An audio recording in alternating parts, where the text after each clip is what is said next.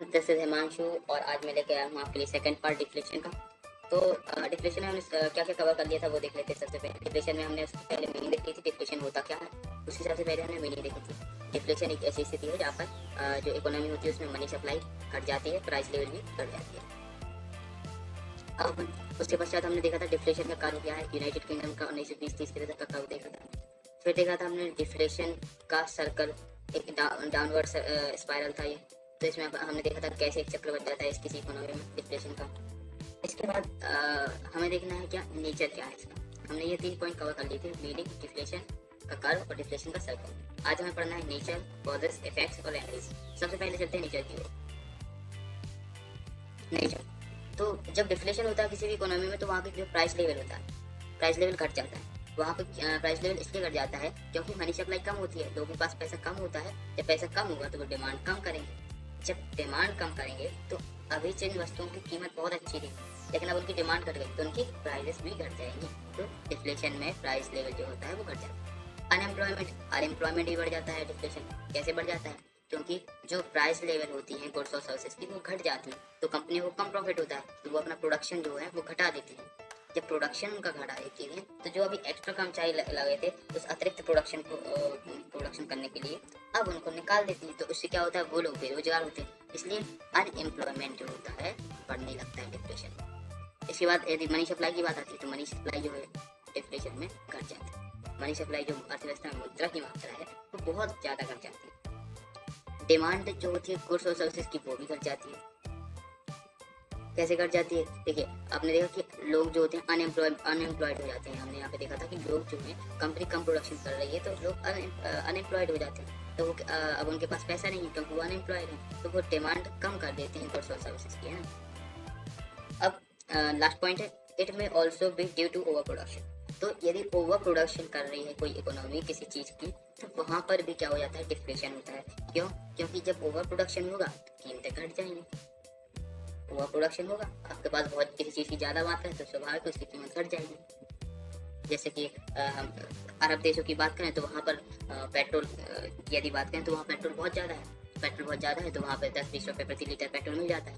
oh my God! की मात्रा कम होती है तो वहाँ पर डिफ्लेशन होता है।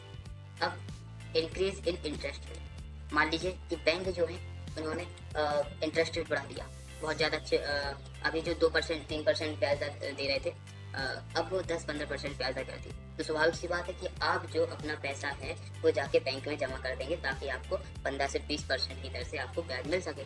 लेकिन इसके कारण क्या होता है कि आपने तो अपना पूरा पैसा सब बैंक में जमा कर दिया, सभी लोग ने अपना जमा कर दिया बैंक में क्योंकि इंटरेस्ट रेट अच्छी बहुत अच्छी मिल रही है। तो इसी कारण क्या होगा, जो इकोनॉमी है उसमें मनी जो मुद्रा की मात्रा है वो घट जाएगी जिससे डिफ्लेशन की स्थिति बनती है। डिफ्लेशन का एक कारण है डिक्रीज इन डिमांड। यदि डिमांड किसी चीज़ की कम हो जाती है तो वहाँ पर भी डिफ्लेशन होता है। क्यों, क्योंकि यदि किसी चीज़ की डिमांड जो होता है कम हो जाती है तो कम होने के कारण उसकी कीमत जो है वो गिर जाएगी। जब प्राइस लेवल गिरेगा तो वहीं पे तो डिफ्लेशन होता है। जब प्राइस लेवल गिर रहा है मतलब वो क्या हो रहा है, डिफ्लेशन। अब बात करें हाई प्रोडक्शन, यदि बहुत ज़्यादा हाई प्रोडक्शन कर दिया तो हाई प्रोडक्शन कर दिया तो उसके कारण जो प्राइजेस हैं उसकी वो गिर जाएंगे। जब प्राइजेस गिरेंगे तो डिफ्लेशन होगा। लेस पब्लिक एक्सपेंडिचर, मान लीजिए कि गवर्नमेंट जो है वो पब्लिक एक्सपेंडिचर नहीं कर रही, मतलब वो सार्वजनिक व्यय नहीं कर रहे तो इसके कारण क्या होगा कि जो मजदूर हैं उनके पास पैसा ही नहीं पहुंचेगा कि वो काम, क्योंकि जब सार्वजनिक व्यय करती है गवर्नमेंट तो इससे क्या होता है कि सड़कें बनवा रही है तो इससे मजदूरों को फायदा होता है। तो इससे क्या होता है कि क्रय शक्ति बढ़ती है और क्रय शक्ति बढ़ती है, डिमांड करते हैं, प्रोडक्शन होता है। लेकिन जब गवर्नमेंट प्रोडक्शन ही नहीं, पब्लिक एक्सपेंडिचर ही नहीं करती, पब्लिक एक्सपेंडिचर ही नहीं करती तो उससे लोगों के पास आय नहीं पहुंचती और डिमांड घटती है, प्राइस लेवल भी घटता है और डिफ्लेशन होता है। तो ये था कॉजेस ऑफ डिफ्लेशन, ऐसे कौन से कारण जिससे डिफ्लेशन होता है। अब दूसरा है इफेक्ट्स, ऐसे कौन से प्रभाव हैं जो डिफ्लेशन में हमें सामने देखने को मिलेंगे। तो सबसे पहला और बहुत ही खतरनाक बोल सकते इसको प्रभाव है वो है अनएम्प्लॉयमेंट में वृद्धि, इंक्रीज इन अनएम्प्लॉयमेंट। अनएम्प्लॉयमेंट जो है वो बढ़ जाता है डिफ्लेशन में, और वो आपको पता ही है क्यों बढ़ जाता है, क्योंकि लोग कंपनीज जो है इंडस्ट्रीज जो है वो कम प्रोडक्शन करती हैं कम डिमांड के कारण, तो जो कर्मचारी होते हैं अतिरिक्त उनको निकाल देती है, इससे अनएम्प्लॉयमेंट होता है। बैंकिंग सेक्टर पर बहुत बड़ा प्रभाव पड़ता है क्योंकि बैंक का काम क्या है, उधार लेना उधार देना, जो पूरी तरह से ठप पड़ जाता है। यदि आप बात करें सोशल, मोरल और पॉलिटिकल क्या प्रभाव पड़ता है, तो यह सोशल या सामाजिक रूप से देखें तो लोगों के पास पैसा नहीं होता, मनी नहीं होता, तो वो क्या करते हैं कि वो एक दूसरे जो भाई अपने जो फैमिली है, जो भाई भाई में लड़ाई होती है पैसों के लिए, तो ये समाज जो होता है वो बहुत ही हिंसक स्थिति में आ जाता है, बहुत ही समाज में क्रूरता आ जाती है। अब इसके बाद यदि मोरल देखें, नैतिक रूप से देखें, तो नैतिक रूप से देख सकते हैं कि यदि कंपनी जो है कम प्रोडक्शन करती है, कर्मचारी को निकालती है, कर्मचारी हड़ताल पर जाते हैं, कर्मचारी प्रदर्शन करते हैं, तो इससे नैतिक रूप से पूरी तरह से जो अविश्वास की भावना प्रबल हो जाती है। और पॉलिटिकल की बात करें तो इसके कारण क्या होता है, डिफ्लेशन जब होता है तो लोगों के पास रोजगार नहीं होता, विपक्ष के नेता जो होते हैं उनके रोजगार के लिए सरकार में पीछे पड़ जाते हैं और उनसे वाद विवाद करते हैं, हिंसक प्रदर्शन करते हैं, सड़कों पर उतरते हैं। इससे पॉलिटिकल जो है, राजनीतिक जो हिंसा वो भी बढ़ जाती है। अब इकोनॉमिक डेवलपमेंट की बात करें तो इकोनॉमिक डेवलपमेंट पर तो बहुत ज़्यादा प्रभाव पड़ता है, क्योंकि इकोनॉमी जो होती है बहुत ज़्यादा प्रभावित होती है, क्योंकि देखिए आप प्रोडक्शन नहीं हो रहा है, प्रोडक्शन तो अलग ही है, बहुत ही कम हो रहा है, कंपनीज प्रोडक्शन करने ही नहीं चाहती क्योंकि उन्हें बहुत कम डिमांड है और बहुत कम कीमत मिल रही है। ठीक है, दूसरा बात क्या है कि इकोनॉमिक डेवलपमेंट के लिए लोगों का एम्प्लॉयड होना जरूरी है, तो वो भी अनएम्प्लॉयड है। डिमांड की यदि बात करें तो डिमांड बिल्कुल बहुत ज़्यादा खराब है डिमांड की स्थिति, तो इस प्रकार से जो इकोनॉमिक डेवलपमेंट है वो बहुत ही खराब स्थिति में होता है। प्रोडक्शन की बात करें तो कंपनी प्रोडक्शन जो है स्वाभाविक रूप से घटा देती है, क्योंकि उनको प्राइसेस जो है गुड्स और सर्विसेज की वो बहुत कम होती है। बिजनेस कम्युनिटीज़ की अगर बात करें तो उनको प्रॉफिट कम होता है, जो इन्फ्लेशन के कारण जो प्राइजेस वो पहले जो चीज़ 100 रुपये में बेच रही थी अब उनको 50 से 60 रुपये में बेचनी पड़ रही है। तो ये होते हैं हमारे इफेक्ट्स, इतने ही हमारे इफेक्ट्स थे कि डिफ्लेशन के कारण क्या क्या प्रभाव पड़ता है इकोनॉमी पर। अब लास्ट देखते हैं कि रेमेडीज ऐसे कैसे कौन कौन से हम उपाय कर सकते हैं डिफ्लेशन से निपटने के लिए। मान लीजिए कि हम एक देश के प्रधानमंत्री हैं और हमारी अर्थव्यवस्था डिफ्लेशन में फंस चुकी है, तो हम ऐसे क्या चीज़ें करेंगे जिससे हम अपनी अर्थव्यवस्था को डिफ्लेशन से निकाल सकें। तो आपको क्या करना पड़ेगा, सबसे पहले आप 3 चीज़ें को देख सकते हैं। 3 चीज़ें ऐसी चीज़ें हैं ये जिनसे आप डिफ्लेशन की स्थिति से बाहर निकल सकते हैं। तो सबसे पहला है मॉनेटरी पॉलिसी, फिर है फिजिकल पॉलिसी और तीसरा है अदर्स। तो मॉनेटरी पॉलिसी जो है किसी भी देश का केंद्रीय बैंक बनाता है। अपने भारत का जो मॉनेटरी पॉलिसी है वो आरबीआई बनाती है। भारत की जो मॉनेटरी पॉलिसी है वो कौन बनाती है, RBI, reserve bank of India, RBI बनाती है, ठीक है ना। तो इसमें आरबीआई क्या करती है, सबसे पहले डिक्रीज इन बैंक रेट।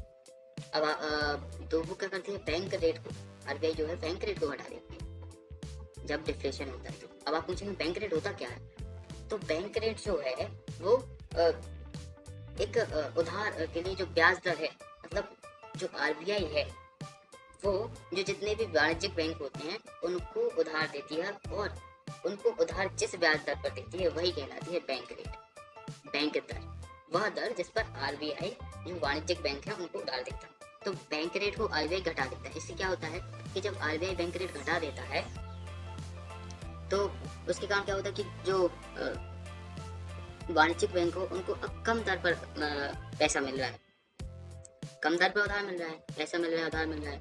तो वो क्या करेंगे कि अब जो है जो वाणिज्यिक बैंक है जो लोगों को, और क्योंकि उनको भी अब कम दर पर ब्याज मिल रहा है तो वो भी और कम दर पर ब्याज देंगे लोगों को, जिसके कारण लोगों के पास पैसा आएगा, मनी फ्लो बढ़ेगा।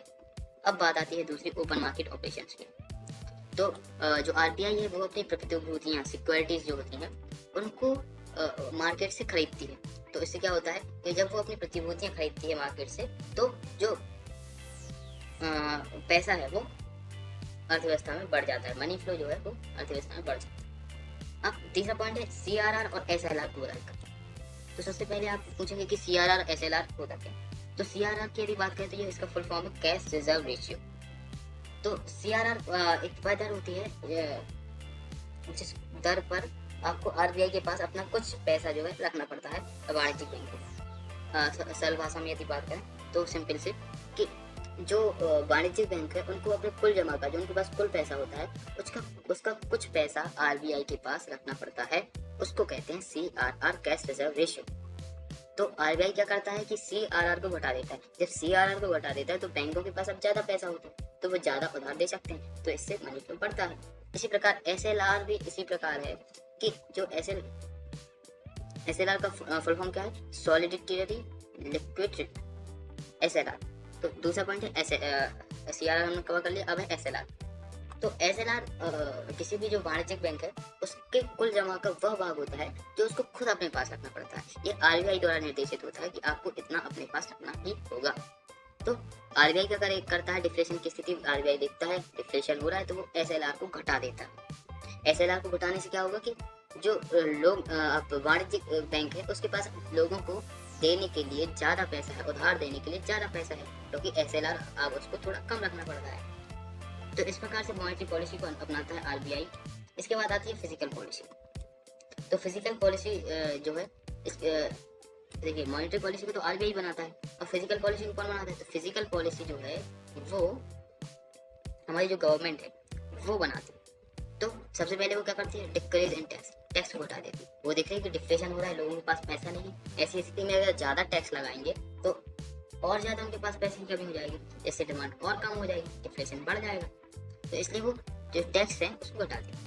अब पब्लिक एक्सपेंडिचर, ज़्यादा से ज़्यादा सर्विसिंग वे करते हैं। ऐसे क्या होता है कि मजदूरों के पास ज़्यादा आय पहुंचती है, वो डिमांड करते हैं, डिफ्लेशन से ऊपर उठ जाती है इकोनॉमी। यदि अब तीसरे पॉइंट की बात करें, री पेमेंट्स ऑफ ओल्ड डेट्स, तो जो गवर्नमेंट होती है वो समय समय पर मार्केट से बाहर से बड़े बड़े उद्योगपतियों से उधार लेती है। तो डिफ्लेशन की स्थिति में जो गवर्नमेंट होती है इन उधारों को चुकाती है, जिससे अर्थव्यवस्था में मनी फ्लो बढ़ता है। अब अदर्स की बात करें तो इसमें सबसे पहले गवर्नमेंट क्या करती है कि एक्सपोर्ट जो है उसको बढ़ा देती है। क्यों बढ़ा देती है, ताकि जो ओवर प्रोडक्शन है, मान लीजिए कि ओवर प्रोडक्शन हो गया जिसके कारण कीमतें घट रही हैं, तो एक्सपोर्ट को बढ़ा देंगे, तो इससे जो ओवर प्रोडक्शन है उसको कंट्रोल किया जा सकता है। और डिक्रीज इन इम्पोर्ट जो है उसको घटा देंगे। क्यों, मान लीजिए कि कोई एक स्टेट है, मान लीजिए कि MP है, MP ने आलू का बहुत ज़्यादा ओवर प्रोडक्शन कर दिया। इतना ओवर प्रोडक्शन हो गया कि अब इसकी कीमतें जो हैं 5-10 रुपये में 10-10 20-20 किलो रुपये आलू मिल रहा है। तो ये क्या करेंगे कि अब एक्सपोर्ट तो बढ़ाएंगे, साथ ही साथ इम्पोर्ट जो रहेगा आलू का वो बंद कर देंगे, बहुत ही ज़्यादा घटा देंगे। क्यों, क्योंकि यदि वो इम्पोर्ट और ज़्यादा बढ़ा देते हैं तो MP में और ज़्यादा आलू आ जाएगा और उसकी जो कीमतें हैं और ज़्यादा घट जाएंगी। ठीक है। अब यदि दूसरे पॉइंट की बात करें तो रेगुलेशन ऑन ओवर प्रोडक्शन, क्योंकि आप जानते हैं कि ओवर प्रोडक्शन के कारण डिफ्लेशन होता है। किसी चीज़ की जब ओवर प्रोडक्शन होता है तो उसकी कीमतें घटती हैं और डिफ्लेशन हो जाता है। इसलिए इसको रेगुलेट करती है गवर्नमेंट कभी कभी जब वो देखती है कि ओवर प्रोडक्शन हो सकता है। तो ये था आज की क्लास, और इसमें हम देख सकते हैं कि डिफ्लेशन जो है एक इकोनॉमी के लिए बहुत खराब स्थिति है, क्योंकि आप देख सकते हैं कि जब डिफ्लेशन होता है तो एक तो इकोनॉमिक ग्रोथ बिल्कुल खत्म हो जाती है, दूसरा लोग अनएम्प्लॉयड होते हैं, तीसरा डिमांड भी घट जाती है, कंपनीज को प्रॉफिट नहीं होता है, इंडस्ट्रीज जो होती हैं वो भी बैठ जाती हैं। तो यहाँ से हम कह सकते हैं कि डिफ्लेशन जो है बहुत ही खराब स्थिति है इकोनॉमी के लिए। Thank you guys, please like and subscribe.